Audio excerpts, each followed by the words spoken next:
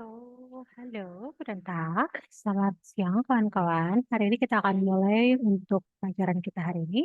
Voor nieuwe unsere Vorlesung für heute, wir haben dan für Kapitel A, ya. Hari ini kita akan mulai dari kapitel 8. Ada apa aja kan? Wir haben dan hier das Thema rund Körper und Geist, ya. Rund Körper und Geist, das heißt, wir besprechen dann über unsere Körper, Gesundheit und auch das Essen, ya. Kita bahas tentang pastinya tentang tubuh, terus kesehatan dan juga makanan gitu ya. So, für den Grammatik, wir haben dann hier brauchen mit zu plus Infinitiv, okay. Und dann Reflexivpronomen im Akkusativ und Dativ. Und auch die letzte, wir haben dann hier zweiteilige Konjunktur. Ya. Nah, untuk pertama saya akan jelaskan tentang materi gramatik dulu ya. Jadi materi gramatik yang pertama yang akan saya sharing sebelum kita bahas ke temanya adalah tentang brauchen mit zu plus Infinitiv. So, was ist das brauchen mit zu plus Infinitiv? Jadi kalau kita lihat di bagian kursus, kamu kawan-kawan bisa lihat di kapital A ini kita lihat ada kalimat ya. So, momentan ya. Du brauchst mir nicht zu helfen, oder ich brauche keine Tabletten zu nehmen und auch braucht die Pflegerin nur zu fragen. Ya, kapan sih kita pakai brauchen mit zu plus infinitif ini? Kalau kawan-kawan tahu bahwa kita bisa pakai zu plus infinitif ini sebagai kata kerja bantu, wenn wir dan die anderen Verben benutzen im Satz, ketika kita menggunakan dua kalimat dalam sebuah kalimat, maka ketika kita menggunakan dua kata kerja dalam sebuah kalimat, kita bisa gunakan salah satu kata kerjanya dengan zu infinitif ya. Zu infinitif ini auf English wir nennen dan mit to infinitive ya. Kalau dalam bahasa Inggris kita kenalnya dengan nama to infinitive. Nah, sekarang kita bahas nih, kayak gimana sih pola gramatiknya? So, brauchen mit Subjekt infinitif atau kita bisa juga lihat di sini ya.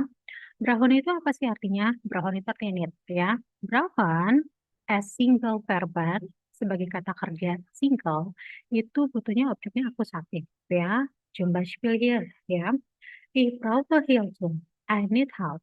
Atau kalau negatifnya adalah ich brauche keine Hilfe.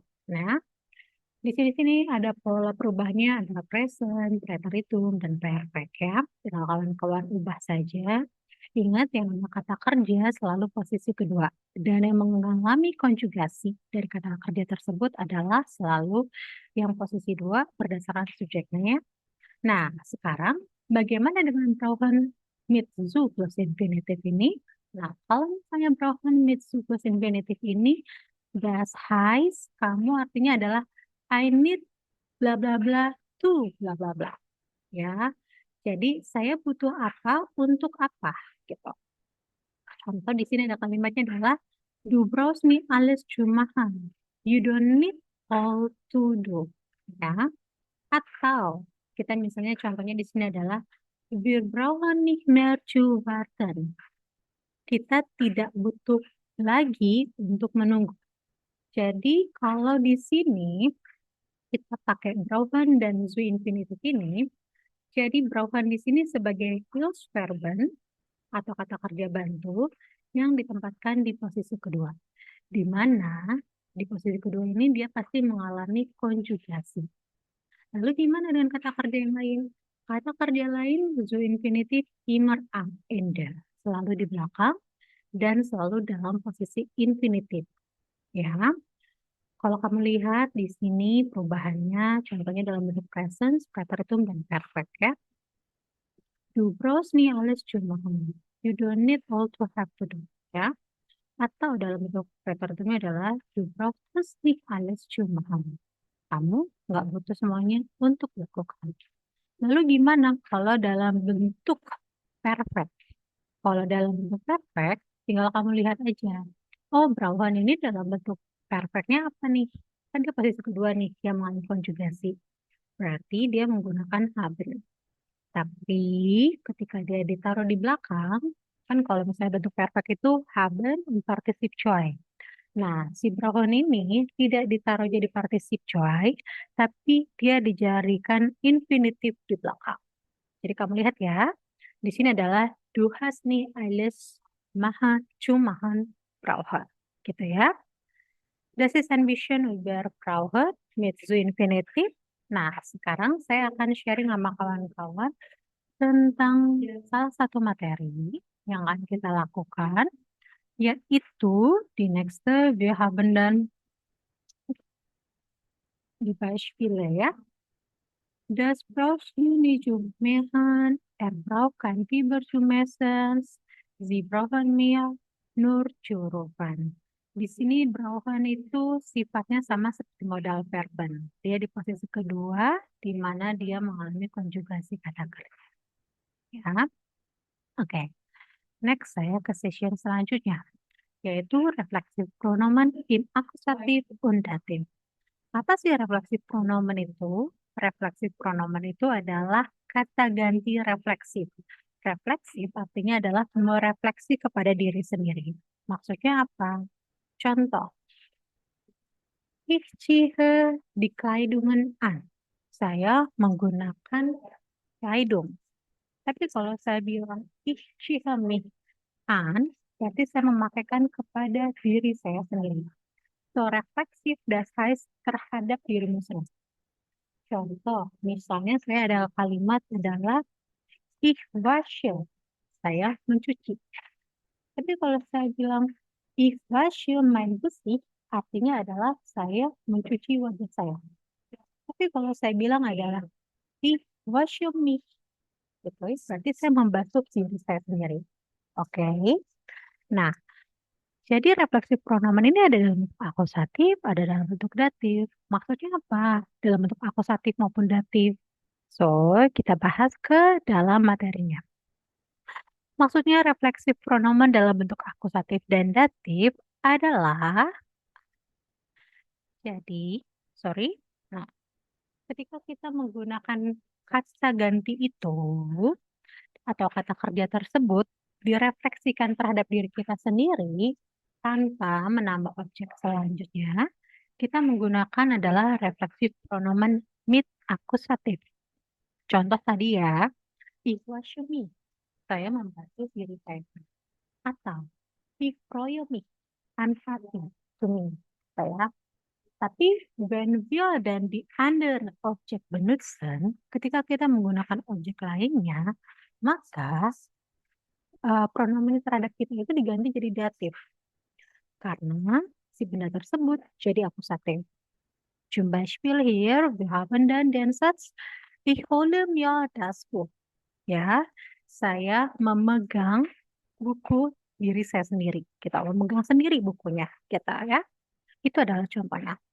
Jadi, refleksif pronomen ini ketika kamu gunakannya tanpa owner di under objek, ya, maka terhadap kata kerja itu dilakukan adalah refleksif pronomen in akusatif terhadap diri sendiri. Seperti tadi ya, ich ziehe mich an, ich wasche mich an, ich freue mich, und so weiter.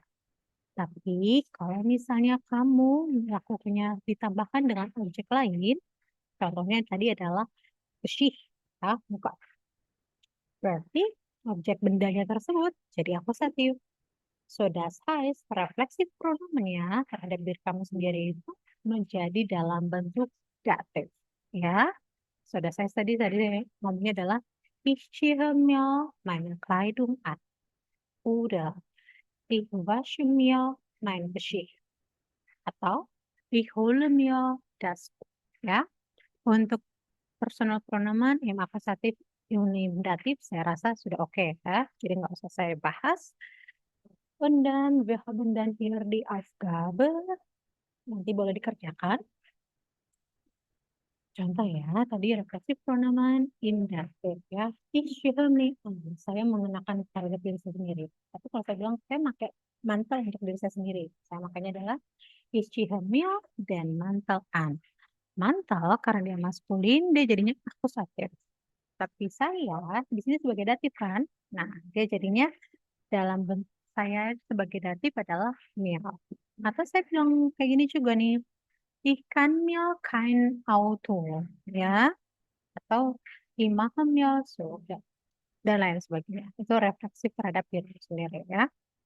Oke, ini adalah personal pronomennya, serta refleksif pronomennya terhadap akusatif dan datif, ya. Kawan-kawan bisa melihat di sini. Terakhir, saya kasih untuk gramatik dalam bentuk yang ketiga. Untuk materi ini adalah Zweiteilige Konnektoren. Di dalam kapitel A, ya, untuk bahas tentang gesundes Körper und auch Essence, kita juga bahas tentang yang namanya adalah Zweiteilige Konnektoren. What is the Zweiteilige Konnektoren? Zweiteilige Konnektoren itu adalah kata konektor atau kata penghubung yang berpasangan. Jadi kalau auf Deutsch, auf English kita dengar not only but also, either or, neither nor, gitu ya. Auf Deutsch juga kita kenal seperti itu. Contohnya di sini adalah sowohl als auch, entweder oder, weder noch, zwar aber, einerseits, andererseits, und so weiter. Lalu apa artinya dan gimana cara penggunaannya? Nah, saya sharingkan kawan-kawan, saya wiederholung dulu sebentar tentang yang namanya preposisi ya, atau konjungsi atau konektoren. Nah, secara garis besar kita udah pernah bahas konektor yang berdiri sendiri itu ada apa aja? Ada oder, aber, sondern. Oder, aber, sondern ini posisinya nol dalam kalimat. So, das heißt, ketika dia menggabungkan satu kalimat dengan kalimat lain, tidak akan mengganggu posisi siapapun dalam kalimat pertama maupun kalimat kedua, ya. Tidak ada yang berubah. Contoh, misalnya saya bikin kalimatnya adalah Max name das Formular, lalu stempel TS, ya. Max mengambil sebuah formulir dan dia menstemnya, gitu. Jadi saya tinggal kasih konektornya un aja di tengahnya. Max name das Formular un stempel TS, ya. Tidak mengubah posisi pertama dan posisi kedua. Posisi pertama tetap subjek, posisi kedua tetap verben ataupun misalnya. Aber itu kan artinya pertentangan ya. So, das heißt, contohnya adalah Julia geht spazieren. Julia senang jalan-jalan, kalimat pertama. Kedua, heute hat sie leider keine Zeit. Hari ini dia nggak punya waktu. Nah, ketika saya mau bikin kalimat eh, dengan konektoran aber, maka saya akan bikin kalimatnya adalah Julia geht spazieren, aber heute hat sie leider keine Zeit. Jadi aber di sini tinggal ditambahkan kalau kalimat pertama koma, aber dan so weiter ya. Jadi tidak ada yang berubah. Begitu juga dengan sondern yang artinya melainkan. Nah, contohnya di sini adalah Jonas war nicht zufrieden. Jonas was no satisfied. Melainkan. Nah, ini karena subjeknya kalimat pertama dan kalimat kedua itu sama, jadi sebenarnya bisa digantikan ya. Makanya dikasih tanda dalam kurung er war ständig schlecht gelaunt. Atau alternatif yang terakhir pakai oder. Ich kann heute bei dir anrufen oder ich kann dich morgen besuchen. Yang terakhir adalah den, kausal, Martin betrang sich, dan er wolle sein Problem vergessen. Ini untuk yang konjungsi kalau sendiri.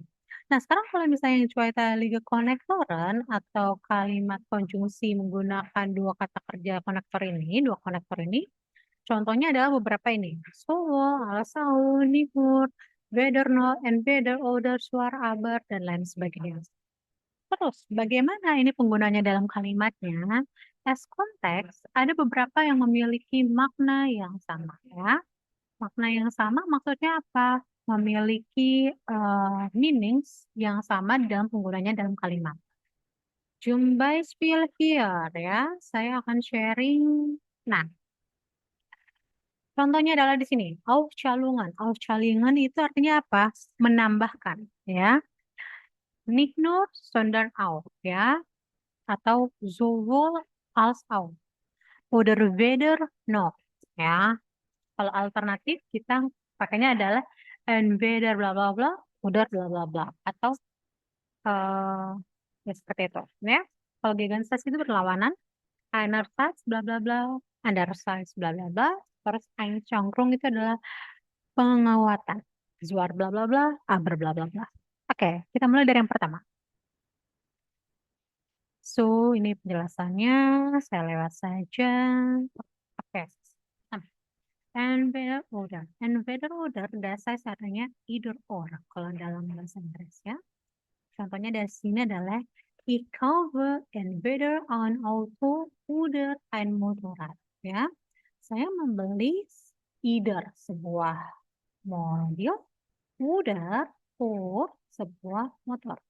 Nah, entweder gehe ich ins Kino oder ich bleibe heute zu Hause. Ya, di sini di dalam kalimat, kalau misalnya kamu tulis di dalam kalimat after subject dan predikat, maka kamu langsung tulis di sini adalah entweder ordernya adalah after si verben, lalu alternatif yang pertama oder, alternatif yang kedua ya. Kalau di sininya adalah dalam bentuk nomen, berarti alternatif yang kedua juga dalam bentuk nomen. Kalau yang di sini dalam bentuk frasa, di sini juga dalam bentuk frasa, gitu ya. Jadi mengikuti. Oke, slogan. Oke. Tapi kalau misalnya saya ganti nih kalimatnya, susunannya seperti apa nih? Oke, contohnya di sini nih. Entweder gehe ich ins Kino, karena entweder ini atau konektoran ini bukan kayak tadi si Unodar Abersonden itu yang posisional. Kalau di sini dia punya posisi satu. So das heißt, entweder gehe ich ins Kino oder ich bleibe heute zu Hause. Entweder, either, diikuti dengan frasa yang pertama adalah gehe ich ins Kino oder ich bleibe heute zu Hause. Ya. Nah, di sini oder langsung diikuti dengan si subjek karena oder kan tadi eh, apa posisinya nol ya. Tapi kalau entweder dia posisi satu. Nah, sekarang kalau misalnya ada entweder oder, terus ada lagi weder no. Apa bedanya? Nah, kalau misalnya kamu kenal either or, nah sekarang ada neither nor. Jadi negatifnya sama. Weder no juga seperti itu ya. Jadi ich mag weder apple noch Orangen. Artinya adalah dalam bentuk negasi dua-duanya. Saya nggak suka apel ataupun orange ya. Jadi di sini adalah sama alternatif tapi di dalam bentuk negasi keduanya. Ich mag weder apple noch Orangen. Berarti di dalam kalimatnya kita bikin er fährt weder in den Urlaub. Ini dalam bentuk frasa ya. No Besuch kami. Gitu ya. Kalau ini langsung diikuti dengan kata kerja. Bukan kayak order ya, karena order memang katakannya spesial dalam kalimat. Oke? Nah, lalu ada apa lagi? Zwa aber, ya, menambahkan, calungan, oke, atau menguatkan gitu ya. Sorry, menguatkan pernyataan yang pertama kita ya. Sein Auto ist schwer schnell. His car is bukan hanya cepat, aber zu teuer, tapi juga terlalu mahal gitu ya. Jadi menguatkan pernyataan pertama ya. Er hat Schwarzwälder, aber seine Frau ist unglücklich. Jadi bukan menguatkan ada pertentangan di dalamnya. Ya, Erhard dia walaupun punya banyak duit tetapi istrinya nggak happy gitu ya. Und auch hier wir haben sowohl als auch. Ya, ini positif dan positif menguatkan kalimat pertama maksudnya mein Nachbar ist sowohl nett als auch intelligent und auch die esse sowohl Obst als auch Gemüse gern. Si ini diikuti dengan adjektif, diikuti lagi dengan adjektif. Jadi frasa pertama dengan frasa kedua harus sama. Ini diikuti dengan nomen, di sini juga diikuti dengan normal. Jadi nggak boleh berbeda ya. Nah, terus nicht nur sondern auch. Nicht nur sondern auch itu artinya adalah not only but also. Jadi eh, kita bikin dalam kalimat, contohnya adalah ich spreche nicht nur Deutsch, sondern auch English. Ya, seperti tadi saya sharing, kalau depannya Nomen, berarti belakangnya juga Nomen. Nah, ich habe gestern nicht nur deine Mutter, sondern auch deine Schwester getroffen. Ya, ini gampang lah ya. Tinggal kawan-kawan lihat, saya perhatikan penulisannya kapan dia pakai koma dan enggak ya. Nah, die anderen hier, wir haben einerseits und andererseits. Einerseits itu in other hands, di satu sisi, bla bla bla bla bla, di sisi yang lain bla bla bla bla. Gitu ya. Die freue mich einerseits auf unseren Umzug. Saya happy di satu sisi dengan perpindahan kita. Tapi di sisi lain, nah, andererseits habe ich Angst. Ya, jadi little bit ada contrary di sini ya. Je möchte einerseits gesund leben, andererseits wäre sie am liebsten nur gesund. Dia ingin di satu sisi hidupnya sehat, tapi di sisi lain dia paling suka dengan makan pizza. Ya, so ini juga perhatikan kapan dia pakai koma dan dia nggak pakai koma ya. Entweder oder, wir know, sowas asau, ini nggak pakai koma. Nah, unda. Ini kawan-kawan bisa lihat dalam penggunaannya kapan dia menggunakan subjek konektorannya dan kapan dia langsung pakai predikat. Ya, oke. Ada satu lagi kawan-kawan dalam bagian ini yaitu ye desto. Ya, kalau kawan-kawan lihat di sini ada ye desto. Apa nih artinya ye desto? Ye desto itu artinya adalah de bla bla bla, desto bla bla bla.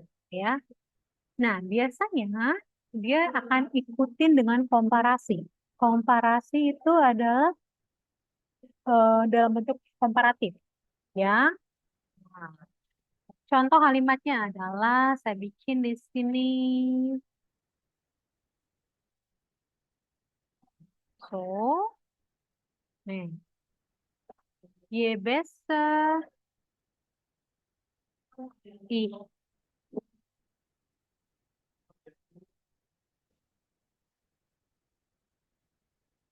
sorry, sorry. Ini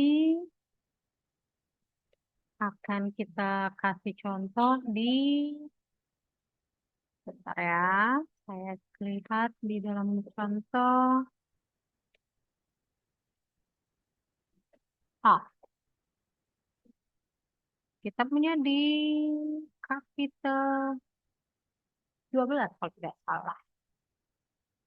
Saya akan sharing di kapitel 12 itu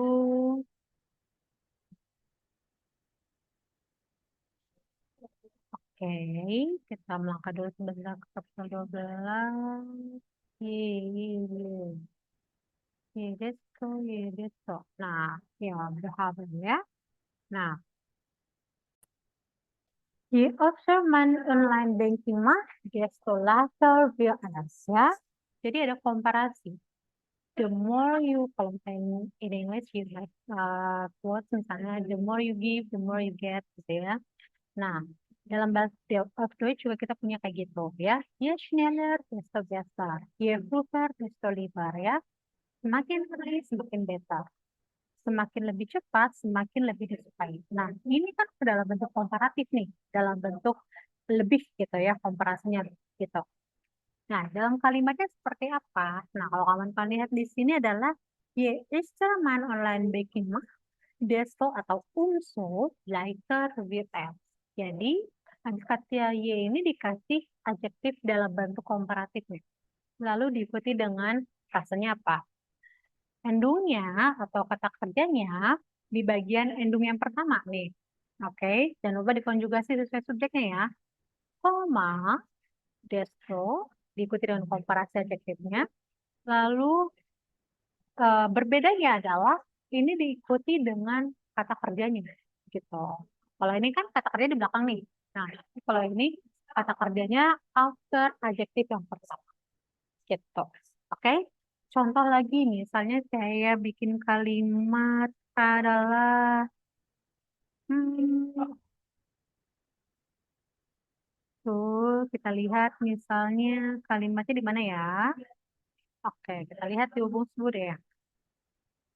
Ubuntu capital 12. Wir sehen dann hier das Themenmaterial und das. Oke. Dari nah, komentar. Capital 12.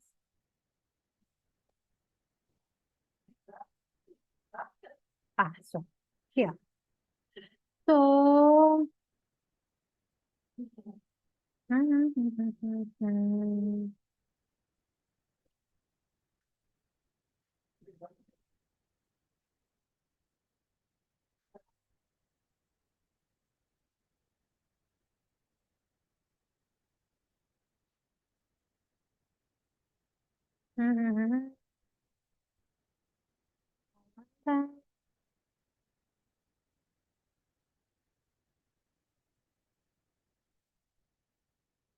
noch mehr. Wir haben keine Aufgabe hier. Welche Übungen hatten wir mit jedes Ja, jedes so.